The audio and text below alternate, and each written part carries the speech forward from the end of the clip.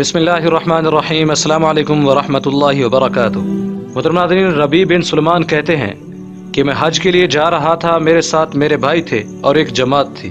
جب ہم کوفہ میں پہنچے تو وہاں ضروریات سفر خریدنے کے لیے میں بازار میں گھوم رہا تھا کہ ایک ویران سی جگہ میں ایک خچر مرا ہوا پڑا تھا اور ایک عورت جس کے کپڑے بہت پرانے بوسیدہ تھے چاقو لیے ہوئے اس کے گوشت کے ٹکڑے کاٹ کاٹ کر ایک برتن میں رکھ رہی تھی۔ مجھے خیال ہوا کہ یہ مردار گوشت لے جا رہی ہے، اس پر خاموش نہیں رہنا چاہیے۔ عجب نہیں کہ یہ کوئی بڑھیا عورت ہے، یہی پکا کر لوگوں کو کھلا دے گی۔ میں چپکے سے اس کے پیچھے ہو لیا اس طرح کہ وہ مجھے نہ دیکھے۔ وہ عورت ایک بڑے مکان میں پہنچی جس کا دروازہ بھی اونچا تھا۔ اس نے جا کر دروازہ کھٹکھٹایا، اندر سے آواز آئی، کون؟ اس نے کہا، کھولو، میں ہی بدحال ہوں۔ دروازہ کھولا گیا تو اس میں سے 4 لڑکیاں ظاہر ہوئیں جن کے چہرہ سے بدحالی اور مصیبت کے آثار ظاہر ہو رہے تھے۔ وہ عورت اندر گئی اور وہ برتن ان لڑکیوں کے سامنے رکھ دیا۔ میں کواڑوں کی درزوں سے جھانک رہا تھا، میں نے دیکھا کہ اندر سے گھر بالکل برباد خالی تھا۔ اس عورت نے روتے ہوئے لڑکیوں کو آواز دی کہ یہ لو اور اس کو پکا لو اور اللہ کا شکر ادا کرو۔ اللہ تعالیٰ کے اپنے بندوں پر اختیار ہے اور اسی کے قبضہ میں لوگوں کے دل ہیں۔ وہ لڑکیاں اس کو کاٹ کاٹ کر آگ پر پکانے لگیں۔ مجھے بہت بے چینی ہوئی۔ میں نے بہر سے آواز دی، اے اللہ کی بندی، اللہ کے واسطے اس کو نہ کھاؤ۔ وہ کہنے لگی، تو کون ہے؟ میں نے کہا، میں ایک پردیسی آدمی ہوں۔ کہنے لگی، اے پردیسی، تو ہم سے کیا چاہتا ہے؟ ہم خود ہی مقدر کے قیدی ہیں، 3 سال سے ہمارا نہ کوئی معین ہے نہ مددگار، تو ہم سے کیا چاہتا ہے؟ میں نے کہا، مجوسیوں کے ایک فرقے کے سوا مردار کا کھانا کسی مذہب میں جائز نہیں۔ وہ کہنے لگی، ہم خاندان نبوت کے شریف سید ہیں، ان لڑکیوں کا باپ بڑا شریف تھا اور اپنے ہی جیسوں سے ان کا نکاح کرنا چاہتا تھا، اس کی نوبت نہ آئی اور اس کا انتقال ہو گیا۔ جو ترکہ اس نے چھوڑا تھا وہ بھی سب ختم ہو گیا۔ ہمیں معلوم ہے کہ مردار کھانا جائز نہیں، لیکن مجبوری میں جائز ہو جاتا ہے۔ ہمارا 4 دن سے فاقہ ہے۔ ربیع کہتے ہیں کہ اس کے حالات سن کر مجھے رونا آ گیا اور میں روتا ہوا دل بے چین وہاں سے واپس ہوا اور میں نے اپنے بھائی سے آ کر کہا کہ میرا ارادہ تو حج کا نہیں رہا۔ اس نے مجھے بہت سمجھایا، حج کے فضائل بتایا کہ حاجی ایسی حالت میں لوٹتا ہے اس پر کوئی گناہ نہیں رہتا، وغیرہ وغیرہ۔ میں نے کہا، بس لمبی چوڑی باتیں نہ کرو۔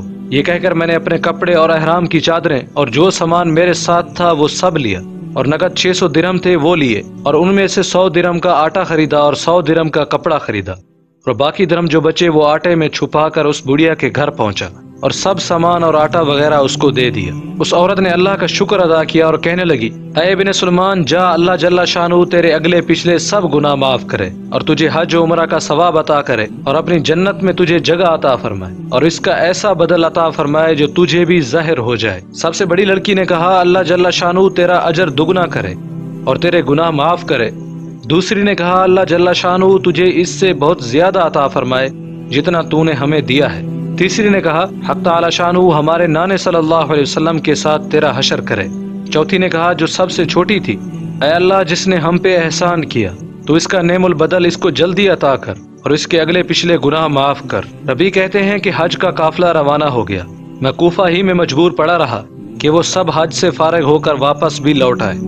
مجھے خیال ہوا کہ ان حاجیوں کا استقبال کروں اور ان سے اپنے لیے دعا کراؤں، کسی کی مقبول دعا مجھے بھی لگ جائے۔ جب حاجیوں کا ایک قافلہ میری آنکھوں کے سامنے آیا تو مجھے اپنے حج سے محرومی پر بہت افسوس ہوا اور رنج کی وجہ سے میرے آنسو نکل آئے۔ جب میں ان سے ملا تو میں نے کہا، اللہ جل شانہ تمہارا حج قبول کرے اور تمہارے اخراجات کا بدل عطا فرمائے۔ ان میں سے ایک نے کہا کہ یہ دعا کیسی؟ میں نے کہا، ایسے شخص کی دعا جو دروازہ تک کی حاضری سے محروم رہا۔ وہ کہنے لگے، بڑے تعجب کی بات ہے، اب تو وہاں جانے سے انکار کرتا ہے، تو ہمارے ساتھ عرفات کے میدان میں نہیں تھا، تو نے ہمارے ساتھ طواف نہیں کیے۔ میں اپنے دل میں سوچنے لگا کہ یہ اللہ کا لطف ہے۔ اتنے میں خود میرے شہر کے حاجیوں کا قافلہ آ گیا۔ میں نے کہا، حق تعالی شانہ تمہاری سعی کو مشکور فرمائے اور تمہارا حج قبول فرمائے۔ وہ بھی یہی کہنے لگے کہ تو ہمارے ساتھ عرفات پر نہیں تھا، اب انکار کرتا ہے۔ ان میں سے ایک شخص آگے بڑھا اور کہنے لگا، بھائی اب انکار کیوں کرتے ہو؟ کیا بات ہے؟ آخر تم ہمارے ساتھ مکہ میں نہیں تھے یا مدینہ میں نہیں تھے؟ جب ہم حضور صلی اللہ علیہ وسلم کی قبر مبارک کی زیارت کر کے باب جبریل سے باہر کو آ رہے تھے، اس وقت تم نے لوگوں کی کثرت کی وجہ سے یہ تھیلی میرے پاس امانت رکھوائی تھی، جس کی مہر پر لکھا ہوا ہے، جو ہم سے معاملہ کرتا ہے نفع کماتا ہے، اور اب میں تمہیں یہ تمہاری تھیلی واپس کرتا ہوں۔ ربیع کہتے ہیں کہ واللہ میں نے اس تھیلی کو کبھی اس سے پہلے دیکھا بھی نہ تھا۔ اس کو لے کر گھر واپس آیا، عشاء کی نماز پڑھی، اپنا وظیفہ پورا کیا اس کے بعد اسی سوچ میں جاگتا رہا کہ آخر یہ قصہ کیا ہے۔ اسی دوران میری آنکھ لگ گئی تو میں نے حضور صلی اللہ علیہ وسلم کی خواب میں زیارت کی۔ میں نے حضور صلی اللہ علیہ وسلم کو سلام کیا اور ہاتھ چومے۔ حضور صلی اللہ علیہ وسلم نے تبسم فرماتے ہوئے سلام کا جواب دیا اور ارشاد فرمایا، آخر ہم کتنے گواہ اس پر قائم کریں کہ تو نے حج کیا ہے، تو مانتا ہی نہیں۔ سن، بات یہ ہے کہ جب تو نے اس عورت پر جو میری اولاد تھی صدقہ کیا اور اپنا ظاہرہ اظہار کر کے اپنا حج ملتوی کر دیا، تو میں نے اللہ جل شانہ سے دعا کی کہ وہ اس کا نعم البدل تجھے عطا فرمائے۔ تو حق تعالی شانہ نے ایک فرشتہ تیری صورت کا بنا کر اس کو حکم فرمایا کہ وہ قیامت تک ہر سال تیری طرف سے حج کیا کرے، اور دنیا میں تجھے اس کا بدلہ یہ دیا کہ 600 درہم کے بدلے تجھے 600 اشرفیاں عطا کی۔ تو خوش رہے اور اپنی آنکھ کو ٹھنڈی رکھ۔ ربی کہتے ہیں جب میں سو کر اٹھا تو اس تھیلی کو کھولا، اس میں 600 اشرفیاں ہی تھیں۔